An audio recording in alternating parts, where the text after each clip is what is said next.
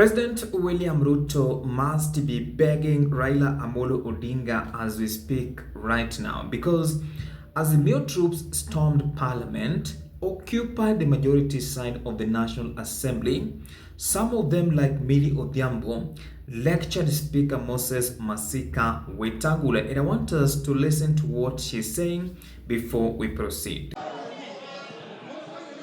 Order. Thank you, Mr. Speaker. Mr. Speaker, I stand under Standing Order 19A and Standing Order 20. Mr. Speaker, and in furtherance of a recent decision by the High Court HTC number E202 of 2023, Kenneth Njagi Njiru and 11 others versus the National Assembly of Kenya and others. Mr. Speaker, I will not go to the demerits and merits of that matter. I will go to what the court concluded, which is that the Azimio side is the majority.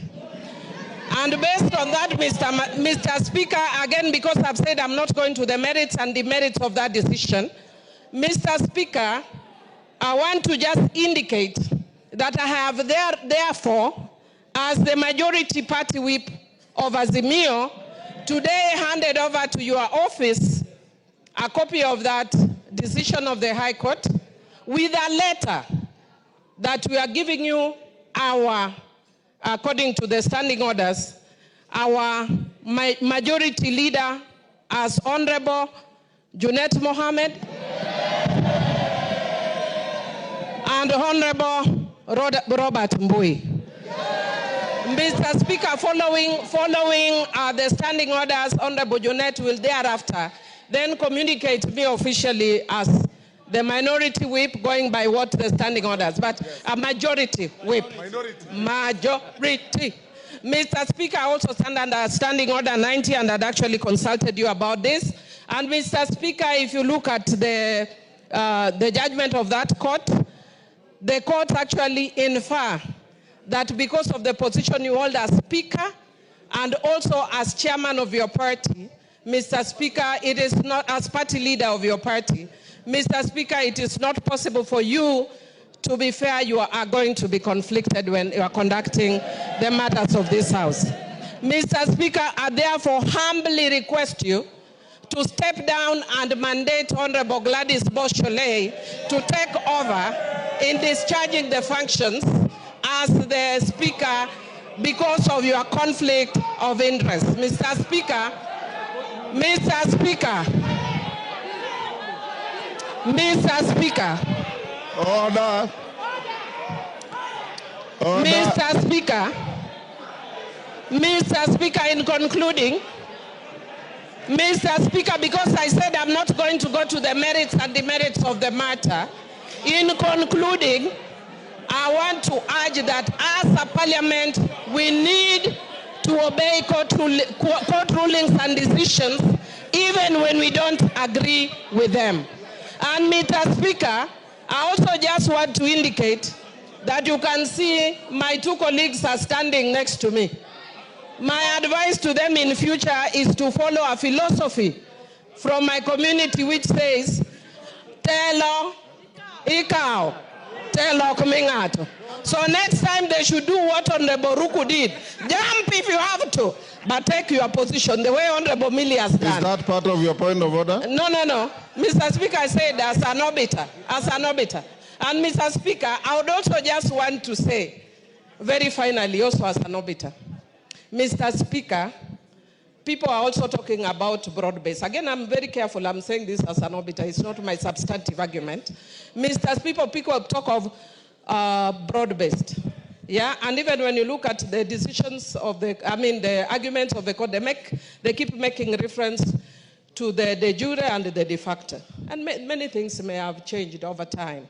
And Mr. Speaker, I'd want to say that actually if you look at this side of the House today, we are seeing broad, Mr. Speaker. Mr. Speaker, if we want to see good faith, we want to see if it is also based. It is broad.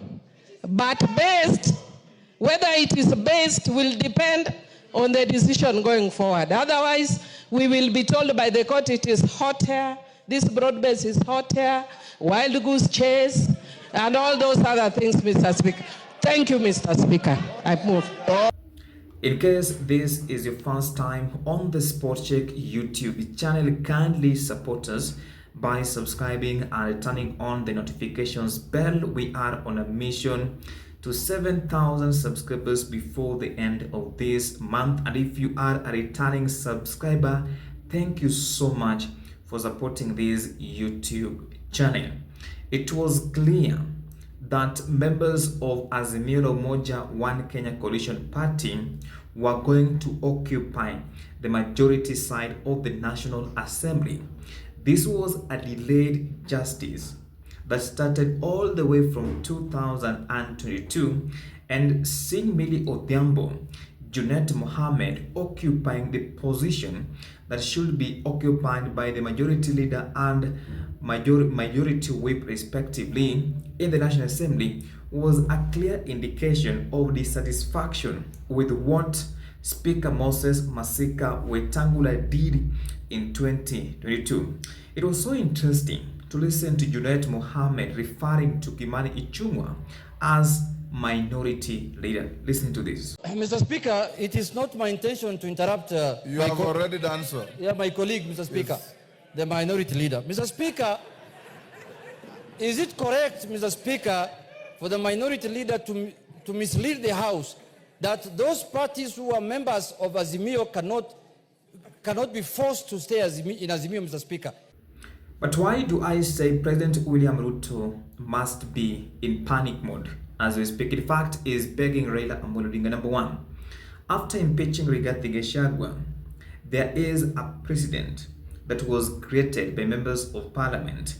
And if ODM and other Azimio la Umoja One Kenya Coalition Party members can come together and speak one language, together with Rigathi Gachagua's MPs, Kalonzo Musyoka's MPs, and those members of parliament who are dissatisfied with President William Ruto's leadership as we speak, they can decide to move an impeachment motion to impeach President William Samoei Arap Ruto. But apart from that, paralyzing President William Ruto's activities, especially government activities, government bills that are always moved by the leader of the majority, which is Kimani Ichung'wah.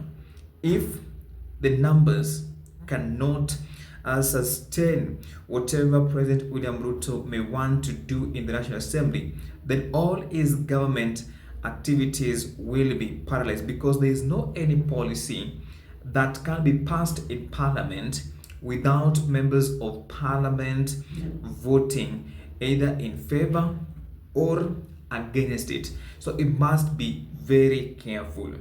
Now that is just my opinion. In case you have any contrary opinion, feel free to share in the comment section. I will be replying to your feedback. I promised at the end of my videos to carry out civic education. This is what you need to do.